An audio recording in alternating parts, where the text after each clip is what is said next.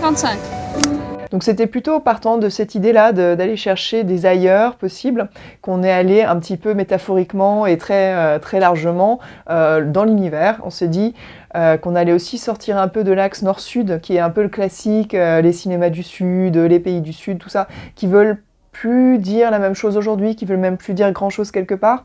Et voilà, on voulait pas être dans une espèce de dichotomie nord-sud, ouest-ouest. On s'est dit, bah allez hop, on sort du cadre et on va dans l'espace. Et donc on est allé chercher les regards satellites. C'était pas tant scientifique comme terme pour nous que poétique, et donc qui nous permet d'aller trouver des cinéastes, des gens qui réfléchissent au cinéma aussi. On a des cartes blanches à un distributeur par exemple, ED Distribution, qui fait vraiment un travail de défricheur et de recherche de cinéma qu'on n'est pas habitué à voir. Donc c'était plutôt dans ce sens-là. C'est des satellites comme hors du cadre principal.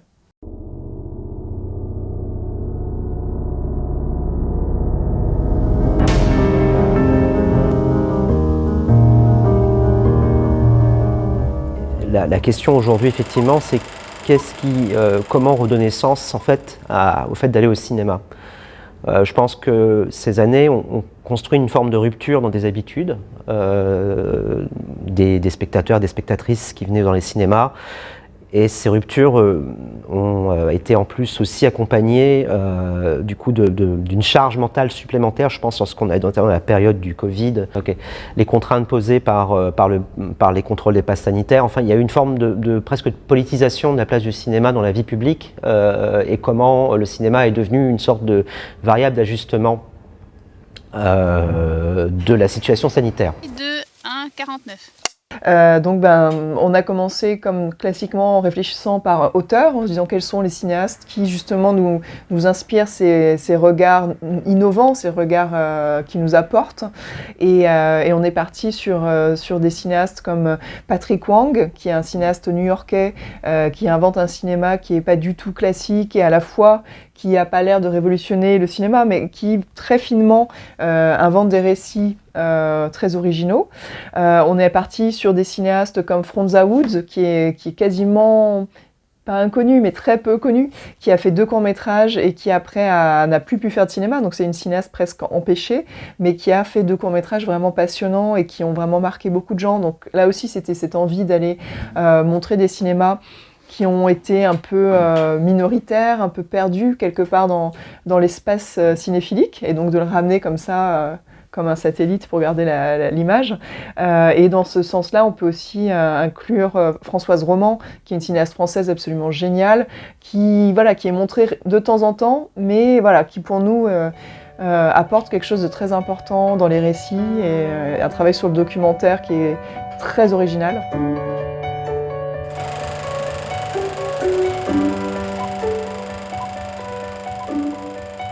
On constate aussi généralement d'ailleurs que les festivals se portent bien actuellement en France, les festivals de cinéma dont j'ai en province en particulier sont des moments où on retrouve le public massivement. Là, je sais que certains festivals à Belfort ont fait de très bonnes entrées, c'est aussi le cas, me semble-t-il, au festival Roche-sur-Yon.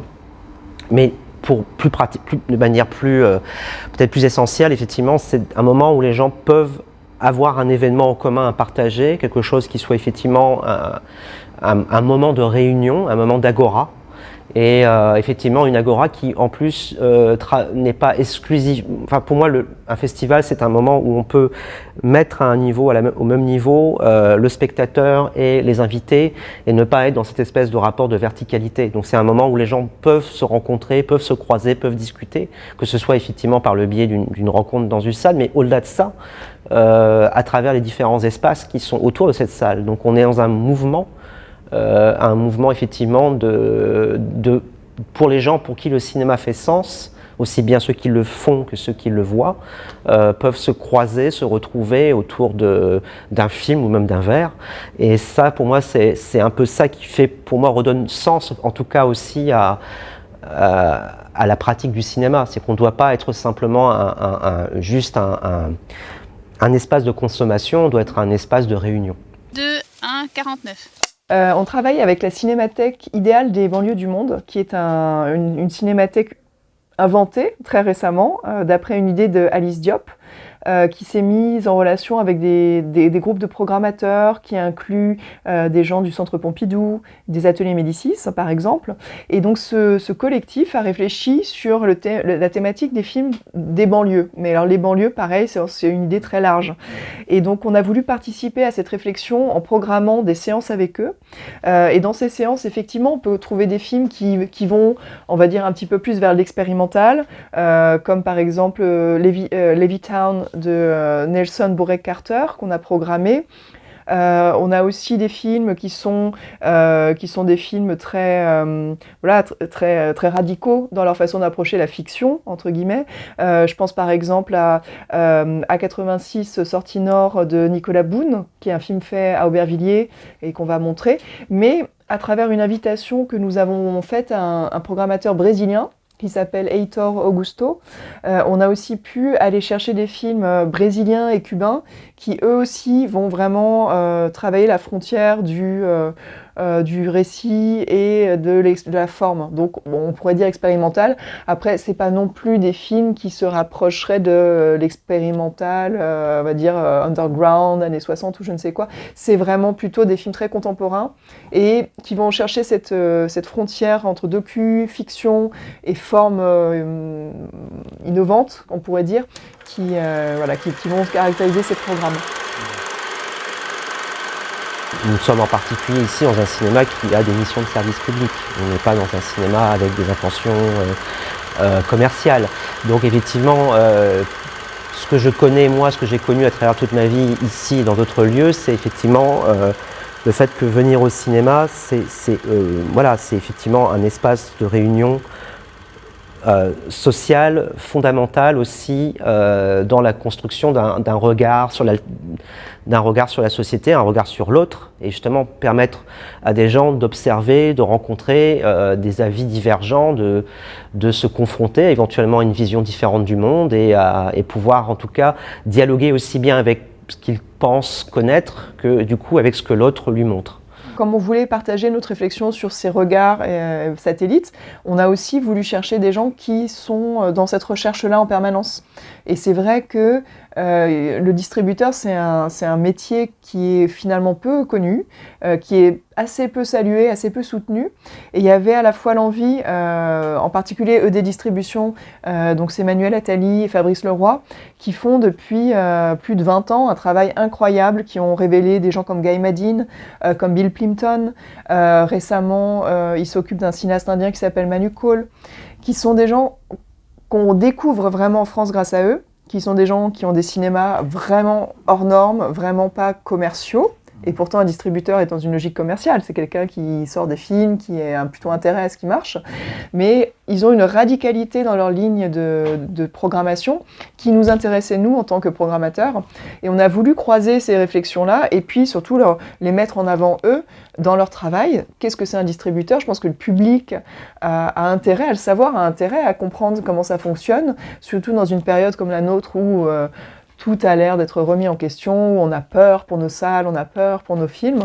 Voilà, on voulait se dire, on va mettre tout à plat, on va inviter tous les métiers. On a toujours des réalisateurs qui viennent, évidemment, des distributeurs avec lesquels on travaille, on va les mettre en avant et dire, on va expliquer quel est leur métier, montrer l'envers du décor, quelque part.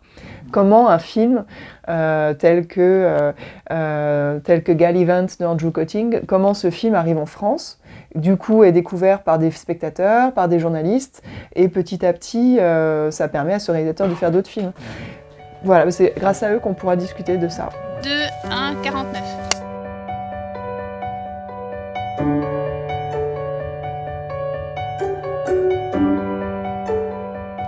Nous aurons aussi comme invité d'honneur Ken Loach, donc réalisateur qui a vraiment tracé sa voie depuis 30 ans ou plus même, j'ose même plus dire les chiffres, mais donc oui, Ken Loach quand même, cinéaste qui est égal à lui-même, c'est-à-dire que c'est quelqu'un qui développe son cinéma et ses idées de manière totalement autonome depuis toutes ces années. Et Ken Loach, c'est une rétrospective, c'est... Ken Loach, il va venir pour présenter des documentaires, c'est la partie un peu moins connue de son œuvre, on va dire. Donc c'est pas une rétrospective, parce que sinon on aurait passé la semaine entière à montrer ses films, vu qu'il y en a quand même beaucoup à cette heure-ci. Ça sera une journée qui sera consacrée à Ken Loach, dans laquelle on montrera avec lui ses documentaires, 2 documentaires qui sont assez rares. On montrera évidemment des fictions. Donc sur la journée, il y aura des films plus connus ou moins connus de lui, mais des fictions. Il y aura des documentaires et il y aura une masterclass qui sera ouverte au public, évidemment. Mon inquiétude, effectivement, c'est peut-être aujourd'hui l'accès à de multiples sources d'audiovisuel. Aujourd'hui, on peut voir des films en exclusivité sur des plateformes. On peut tout à fait faire autre chose qu'aller au cinéma pour voir un film. Donc la question, c'est qu'est-ce qui fait cinéma ?